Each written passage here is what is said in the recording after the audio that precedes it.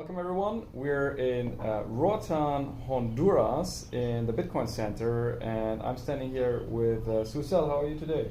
Very good, thank you for coming. So we're at the highest point in the whole of Roatan, right? Yes, the building in the highest point. Okay, so like a symbol to Bitcoin is going up in value. But let us know, how did the center get started? Well, it all started with Dusan Matuska. He is the founder. He's from Slovakia, and he has this vision of educating people on Bitcoin, and he wants to have 100 million people educated in Bitcoin by 2030. So But how many people live in Honduras? In Honduras, well, it's 9 million, but I mean, it's a few more. Yeah, of course. Right. But the point is that we want this academy to be like a franchise and duplicate the same efforts in other countries, and that's how we will accomplish the mission. All right. But so what's going on here? I mean, downstairs there is a cafe shop. There's Lightning ATM models. There's whiteboard and a lot of books, very good Bitcoin books. What's your concept like? Yeah, well, the center is you can come, you can learn about Bitcoin. You can also, we have academies that are understanding Bitcoin in 4 lessons. And you can also have the whole Bitcoin experience, buying Bitcoin in the ATM, and then buying coffee with your Bitcoin. Nice. So, because we only accept Bitcoin as a form of payment on the coffee shop. And so, what some people may not know is we're also located in a good area for that, because right over there is a resort, a golf club that accepts Bitcoin already, correct? Yeah, Verandas. Right, and it's then Verandas. Neighboring to that, on the left side, there's the Prospera initiative, which is also very Bitcoin focused. Of course. 2 days ago I was at the beach there, and there's a dive shop that accepts Bitcoin. Yes. So how is adoption going on Roatan? Well, we're working on that. Actually, St. John's Bay, that is where Prosper is located, wants to have... Which is right there. Yeah, wants to have Bitcoin as a currency for all businesses.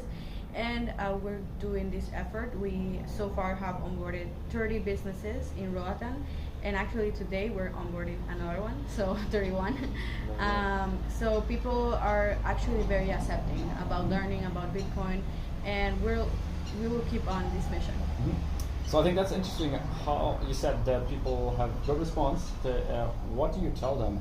What's the key to make someone understand Bitcoin easily and show them the benefits? Yeah, of course. First of all, we tell them the major benefits of Bitcoin, that is decentralized money, freedom money, that you don't have to ask for a bank or the government to do your own transactions.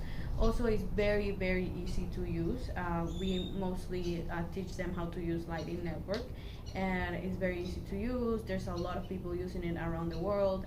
So also, I think the catch is telling them that there's so many people using cryptocurrencies around the world, even more people than is using Honduras Lempira. So the tourism can really have an impact with Roatan becoming another Bitcoin island. Yeah. So I mean, obviously, I think it's on the one hand you help them understand the business benefits, right? So it does generate additional revenue, hopefully. Is there also like a long-term vision how the community benefits, right? The people that are under that don't have banking, perhaps, right? Yeah, it happens because when you want to open a bank account here in Honduras, for example, a dollars account, you have to open it with $200, and there's people that don't have even that. And with Bitcoin, you can start with $1. So that's also even less, yeah. So that's also something that we tell them, because since we will have the ATM here, like they can make money with their wallet, and then if they want fiat money, they can just come to the center and change it to fiat money. Excellent. And do you also already have tourists that are interested in that come here? Actually, yes, we have a deal with the cruise ships, and they're coming here often. And to that place? To this place, for a cafe, because First is because of the view. Honestly, right, yeah, sure. They love the view. It's just Yeah. the best view in the island. Maybe you can show them. We'll do it. Yeah, but yeah, when they come here, I tell them that we only accept Bitcoin as a form of payment. They're like, really? What is Bitcoin? So then I tell them what is Bitcoin, the benefits, and then I tell them if they want to set up a wallet. Not all of them will want to set up a wallet, but if they want to, then they will learn something new. So Right. I think it's like a cool experience. It's good fun, yeah, for sure. I mean, you come off the cruise ship, Yeah. and then you get Bitcoin. Yeah. Amazing. And so I think an interesting question that many have is, so what is the government doing? Like, I mean, of course, as Bitcoiners, we say, look, it's grassroots, bottom up. But then again, what we see there is that if there is, from the government a direction, it can help adoption for sure. Yeah. So what's the situation like in Honduras? Is there any positive developments? Well, right now there's another project called Bitcoin Valley, in Santa Lucia. It's 3 towns: Santa Lucia, Valle de Angeles, and Cantarramas, and they are working also on adoption of Bitcoin there and promoting and onboarding new businesses to accept Bitcoin. So basically, the government right now doesn't have any regulations on Bitcoin. They're just like, okay, if you pay taxes, it's fine, but also it's not like so many regulations because I don't think they understand it very well. So, and also with Prospera, since we are under the jurisdiction of Prospera, it's very, very helpful because they are also wanting to do Bitcoin adoption in the island. So it's like a support for us. Oh, so this because it's part of the resort, it's Yeah, selected I mean the company, TH Academy, Oh. Bitcoin Center, it's under the jurisdiction of Prospera. Understood. Okay, cool. So the government doesn't really know, but it also doesn't regulate it hard or stifle it, right? No, Okay. yeah. Do you expect that may change if they figure out that, whatever, they can always come up with stupid ideas, right? I think everything is possible with Okay. the government. And but- so in this Bitcoin Valley, which we also reported about on bitcoinnews.com, do you know if that is sort of backed by some municipality or government efforts?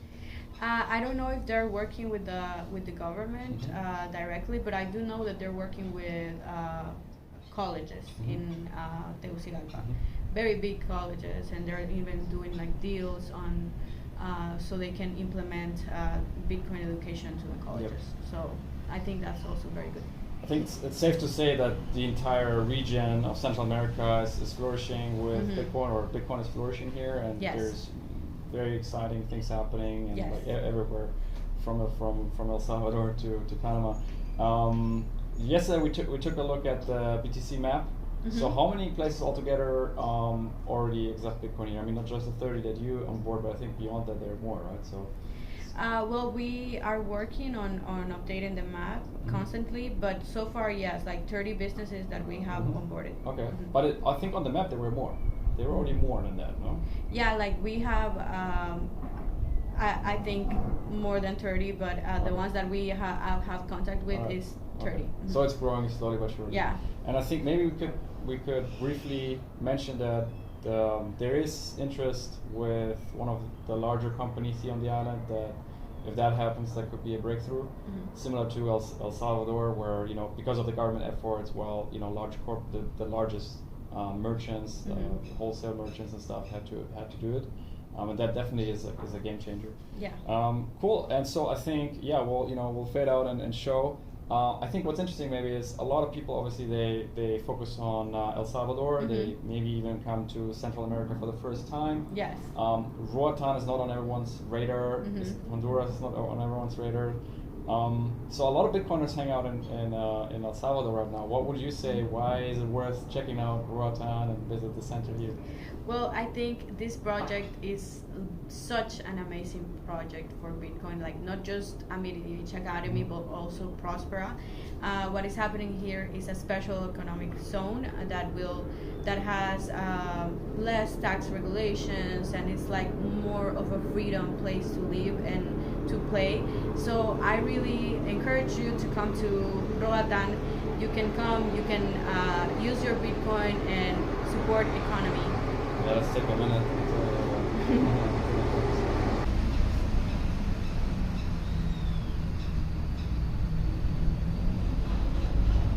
Yeah, a really great effort. Is there anything else you think that's important to know for viewers? Yeah, we are working on accelerating Bitcoinization in Roatan, and we want to become the Caribbean island of Bitcoin. So coming soon. Nice. Yeah, it's very good weather. Very pleasant here. So you're orange pilling entire cruise ships. How many people attend the events usually? Like you have you said you actually do meetups and Yeah. the academy. To the meetups, around 15 people. We had an official opening on November, and it was very full. It was like 60, 70 people. But most likely 15, 20 people. And we also have a group chat with all Bitcoin community of more than 100 people. Wow, okay. Awesome, thank you so much, and best of success further on. So Thank you. Let's show them a little bit the view, right?